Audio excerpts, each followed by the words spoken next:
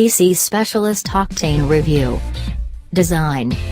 It may be first time I've reviewed a PC Specialist laptop, but there's something familiar about the Octane. That's because this machine is built using a shell from Taiwanese notebook firm Clevo.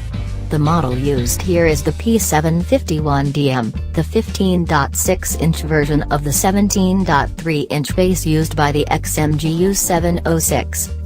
That's no knock on PC Specialist, though. Clevo's hardware is hard-wearing and packed with features. It has loads of USB 3 ports, a USB 3.1 Type-C connector, an eSATA socket and 4 audio jacks, and the chunky power plug on the rear is sandwiched between an HDMI socket and 2 DisplayPort connectors. Screen. In most departments the Octane's 1080p matte screen is good, but not great.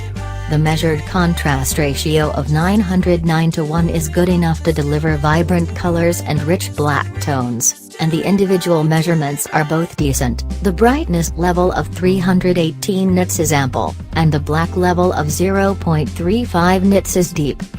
The color temperature of 7,088K is only a little too cool, and the average delta E of 3.45 is fine for gaming, not quite below 2, as I prefer, but close enough that the difference won't be obvious. The Octane's panel rendered 86.4% of the sRGB color gamut, and didn't fall down in any one area. It's just a little short when rendering reds, pinks, purples and some light greens and blues. Again, that's not something I'd notice during gameplay or other tasks. Battery life. The Octane is supplied with a removable 82 Wh battery. That's an entirely normal power pack for a conventional gaming notebook specification, so it's no surprise that this machine's longevity was predictable. PC Specialist's machine lasted for 3 hours and 14 minutes in the PC Mark standard battery test with the screen at 40% brightness. That's exactly what I expect from a gaming notebook, and it falls between the competition. MSI's machine was about half an hour worse, but Alienware's machine confounded expectations with a 5-hour lifespan. Performance.